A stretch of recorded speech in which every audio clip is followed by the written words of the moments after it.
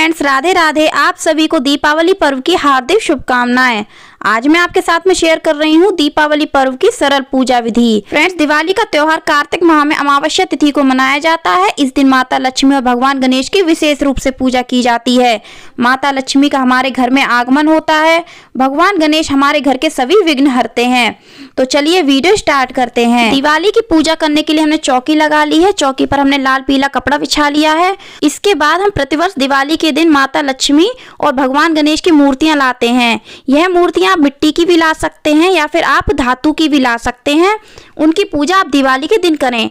अगर आप धातु की लाते हैं तो आपको प्रतिवर्ष नई मूर्तियां लाने की आवश्यकता नहीं है। अगर आप मिट्टी की लाते हैं तो आप प्रतिवर्ष नई मूर्तियां जरूर से लेकर आएं। तो यहाँ पर हमने माता लक्ष्मी और भगवान गणेश को चौकी पर अक्षत का आसन देकर के विराजित कर लिया है।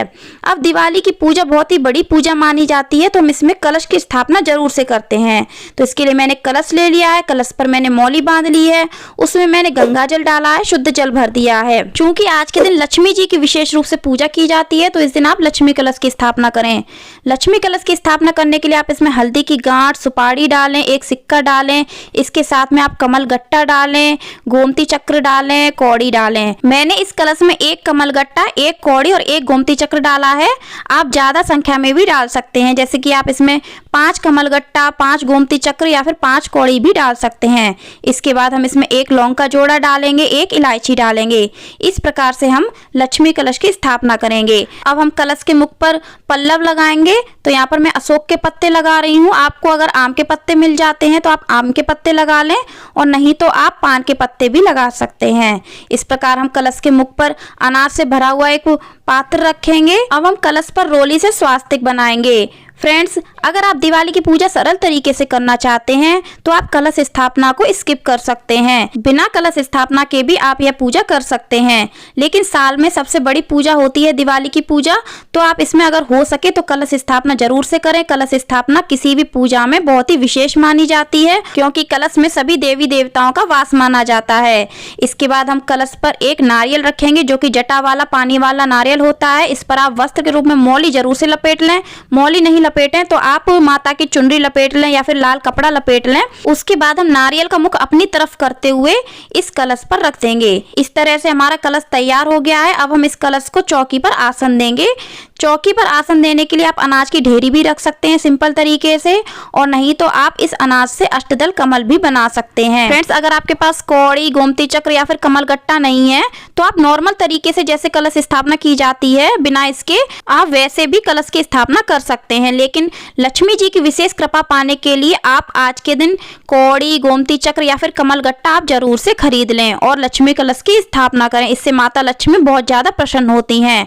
अब आज के दिन माता लक्ष्मी और भगवान गणेश के सामने एक बड़ा दीपक जलाया जाता है, जो कि एक मुखी होता है। उसमें एक बाती लगाई जाती है, रुई की बाती होती है, और यह दीपक सरसों के तेल का होता है। तो हम इस दीपक को चौकी पर माता के सामने विराजित करेंगे। दीपक को हम अक्षत का आसन देंगे। और फ्रेंड्स, दिवाली के दिन यह दीपक पूरी रात जलता है। माना जाता है कि दिवाली की रात को हमारी माता लक्ष्मी हमारे घर में प्रवेश करती हैं। तो इस तरह से आप पूजा करने से पहले सभी तैयारी कर लें, यानी सभी चीजों को आप चौकी पर आसन दे लें। और जब घर के सभी सदस्य एक साथ एकत्रित हो जाएं, तब उनके साथ मिलकर भगवान गणेश, माता लक्ष्मी की पूजा करें। और आप ध्यान रखें कि इसमें सपरिवार मिलकर ही पूजन किया जाता है। इसके बाद फ्रेंड्स, अगर आपने धनतेरस के दिन कोई नया बर्तन खरीदा है या फिर सोने चांदी की शॉपिंग की है, अगर आपने धनतेरस के दिन उसकी पूजा नहीं की है तो आप दिवाली के दिन उसकी आप पूजा जरूर से करें। तो इसलिए मैंने यहाँ पर कुछ शॉपिंग की है धनतेरस की, उसको मैंने चौकी पर विराजित किया है। साथ में जो बर्तन खरीदा जाता है उसको भी हम चौकी पर विराजित करते हैं। इसके अलावा फ्रेंड्स, दिवाली की पूजा में नवग्रह की स्थापना की जाती है। नवग्रह की स्थापना अनाज से और सुपारी से कर सकते हैं। इसके अलावा इस तरह का मार्केट में नवग्रह यंत्र आता है, उसको भी आप ले सकते हैं। इसकी भी आप पूजा कर सकते हैं। और अगर आप दिवाली की पूजा बहुत ही सरल तरीके से करना चाहते हैं तो नवग्रह की स्थापना किए बिना भी आप यह पूजा कर सकते हैं। तो यहाँ पर हम पूजन शुरू करेंगे। पूजन शुरू करने से पहले हमने दीप प्रज्वलित कर दिया है, जो कि रात भर अखंड जलेगा। उसके बाद हम सबसे पहले भगवान गणेश का, माता लक्ष्मी का पूजन करेंगे। भगवान गणेश और माता लक्ष्मी की पूजा हम रोली से करेंगे।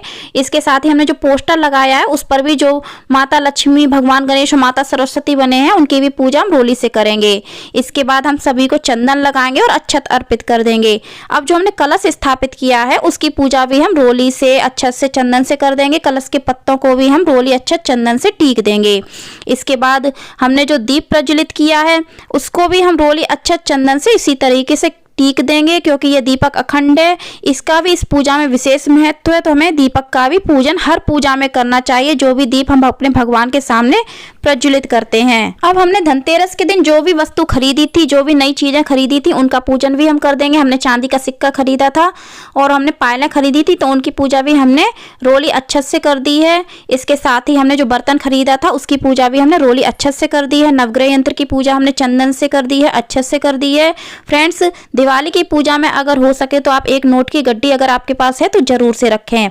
तो यहाँ पर मैंने भगवान गणेश को हल्दी की गांठ सुपारी अर्पित की है। इसके बाद मैंने माता लक्ष्मी को 5 कमल गट्टा, 5 कौड़ी और 5 गोमती चक्र अर्पित किए हैं। बाद में यह कमल गट्टा, कौड़ी और गोमती चक्र, इसके साथ में आपने जो नोट की गड्डी रखी है पूजा में, उसको आप एक लाल कपड़े में बांध करके आप अपनी तिजोरी में रख सकते हैं। इस प्रकार से आप लक्ष्मी पोटली बन जाती है, जिसको आप साल भर अपने, जब तक आप अगली साल नई पोटली ना बना लें। अगर आपके पास में नोट की गड्डी नहीं है तो आप नए नोटों की व्यवस्था कर लें, जिनको आप पूजा में जरूर से रखें। उनको आप अपनी लक्ष्मी पोटली में रख सकते हैं। इसके बाद मैंने सभी भगवान को पुष्प अर्पित किए हैं। तो जो भी पुष्प आज के दिन आपको मिल जाते हैं, आज आप पूजा में ज्यादा से ज्यादा भगवान को अर्पित करें। लाल पुष्प की अगर व्यवस्था हो जाती है तो आप माता लक्ष्मी को, भगवान गणेश को जरूर अर्पित करें। अगर आपको कमल का फूल मिल जाता है आज के दिन तो आप माता लक्ष्मी को जरूर अर्पित करें, क्योंकि माता लक्ष्मी को कमल का फूल बहुत प्रिय है।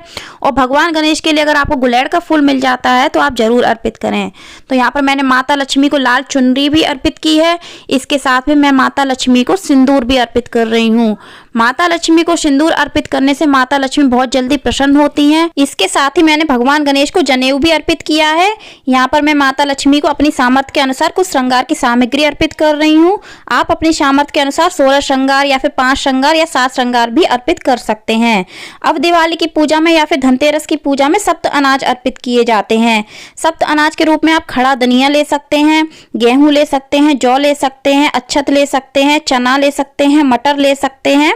इसके साथ ही आप कुछ दालें भी ले सकते हैं। इस प्रकार से आप 7 अनाज की व्यवस्था कर लें। इस बात का आप ध्यान रखें कि आप जो भी चीज लें वो साबुत होनी चाहिए, यानी दाल भी अगर आप ले रहे हैं तो वो साबुत होनी चाहिए, टूटी हुई नहीं होनी चाहिए। चावल भी टूटे हुए नहीं होने चाहिए। तो इस प्रकार से आप कोई भी 7 अनाज माता लक्ष्मी, भगवान गणेश को इस पूजा में अर्पित कर सकते हैं। अब कुछ लोग पूछते हैं कि पूजा हो जाने के बाद इस अनाज का क्या करें। इस अनाज को आप अपने किचन के बाकी के अनाज के साथ मिक्स कर लें। तो इस प्रकार से मैंने यहाँ पर एक कटोरी में अलग से खड़ा धनिया माता लक्ष्मी को अर्पित किया है। अब फ्रेंड्स, दिवाली की पूजा में खील बतासे जरूर रखे जाते हैं। खील बतासे का भोग जरूर से लगाया जाता है, तो आप जरूर लगाएं। इसके साथ में दिवाली की पूजा में मिठाइयों का भोग लगाया जाता है। दिवाली मिठाई का भी त्योहार माना जाता है, तो आप 5 तरह की मिठाई दिवाली की पूजा में जरूर से अर्पित करें। 5 तरह के फल अर्पित करें, या फिर आपकी जो भी जैसी सामर्थ्य है उसके अनुसार आप अपनी पूजा में रख सकते हैं। भगवान भाव के भूखे होते हैं, तो आप अपनी सामर्थ्य के अनुसार करें। इसके साथ में फ्रेंड्स, दिवाली की पूजा में पान के पत्ते पर लौंग, इलायची और एक सुपारी रख करके भोग लगाया जाता है, जिसे पान का बीड़ा बोला जाता है। तो आप उसका भोग लगा सकते हैं। और अगर पान का पत्ता नहीं है तो आप ये सभी चीजें कटोरी में रख करके भी भगवान को भोग में अर्पित कर सकते हैं। अब आज के दिन छोटा मोटा हवन भी कर सकते हैं आप, लेकिन यह हवन आपको पूरे परिवार के साथ मिलकर ही करना है। इस हवन में जो भी देवी देवता आप मानते हैं, जिनकी आप प्रतिदिन पूजा करते हैं, उन सभी के नाम से आहुति दी जाती है। इसके साथ ही आपके परिवार के जो कुल देवी देवता हैं, उनके नाम से आहुति आप इस हवन कुंड में जरूर से दें। और आपने जो भी भोग भगवान को भोग लगाया है, उसमें से थोड़ा थोड़ा भोग लेकर के आप हवन कुंड में जरूर अर्पित करें। इससे हमारा भोग सीधे भगवान को अर्पित होता है। इस प्रकार से हवन कर लेने के बाद आप हवन कुंड के चरण स्पर्श करें। जो भी भूल चूक हुई हो उसके लिए आप माफी मांग लें। तो फ्रेंड्स, इस प्रकार से संपूर्ण पूजा हो जाने के बाद अब हम आरती करेंगे। कुछ लोग दिवाली की पूजा में आरती नहीं करते हैं और कुछ लोग करते हैं। तो अगर आप चाहते हैं तो आप आरती कर सकते हैं, और नहीं चाहते हैं तो आप स्किप भी कर सकते हैं। वैसे मैं तो अपनी पूजा में हर बार ही करती हूँ। तो अगर आप आरती करते हैं तो सबसे पहले भगवान गणेश की आरती करें, माता लक्ष्मी की आरती करें, और साथ में आप भगवान विष्णु की आरती कर सकते हैं, भगवान भोलेनाथ की आरती कर सकते हैं, माता गौरी की आरती कर सकते हैं। तो इस प्रकार से आप 4-5 आरती कर लें। आरती हो जाने के बाद आप दीपक को शांत करने के लिए जल अर्पित करें। और अब हम सभी भगवान के चरण स्पर्श कर लेंगे। परिवार के सभी सदस्य मिलकर के सभी भगवान के चरण स्पर्श करेंगे और हमसे पूजा में जो भी भूल चूक हुई है उसके लिए माफ़ी मांगेंगे और अपने परिवार की सुख शांति की कामना करेंगे, धन समृद्धि की कामना करेंगे और माता लक्ष्मी से कामना करेंगे कि हमारे घर में उनकी कृपा सदा बनी रहे। और अपनी सामर्थ्य के अनुसार हम दक्षिणा भी इस पूजा में जरूर से अर्पित करेंगे। और फ्रेंड्स, धनतेरस के दिन नई झाड़ू खरीदी जाती है, तो अगर आपने उस दिन झाड़ू की पूजा नहीं की है तो आप दिवाली की पूजा में कर सकते हैं। तो झाड़ू की पूजा करने के लिए सबसे पहले हम झाड़ू पर वस्त्र के रूप में मौली बांध लेंगे। झाड़ू को हम रोली लगाएंगे, चंदन लगाएंगे, अक्षत अर्पित करेंगे। इसके साथ में हम झाड़ू को पुष्प भी अर्पित करेंगे। फ्रेंड्स, दिवाली के दिन झाड़ू की पूजा हो जाने के बाद अब हम इस झाड़ू को अपने घर में कभी भी यूज में ला सकते हैं। इस प्रकार से पूजन कर लेने के बाद अब हम झाड़ू की भी आरती कर देंगे। अब फ्रेंड्स, दिवाली की पूजा में कुछ दीपक जो हम मंदिर के सामने रखते हैं वो घी के रखे जाते हैं और बाकी के दीपक पूरे घर में सरसों के तेल के जलाए जाते हैं। तो आप अपनी परंपरा के अनुसार या फिर अपनी इच्छा के अनुसार 21, 51 या फिर 101 दीपक अपने घर में जला सकते हैं। तो फ्रेंड्स, उम्मीद करती हूँ आपको मेरा वीडियो अच्छा लगा होगा। वीडियो अच्छा लगा हो तो लाइक करें, ज़्यादा से ज़्यादा शेयर करें, चैनल को सब्सक्राइब करें, बेल आइकन को प्रेस करें और कमेंट में ओम गंगणपतये नमः, ओम श्री महालक्ष्मी नमः अवश्य लिखना। धन्यवाद। हैप्पी दिवाली।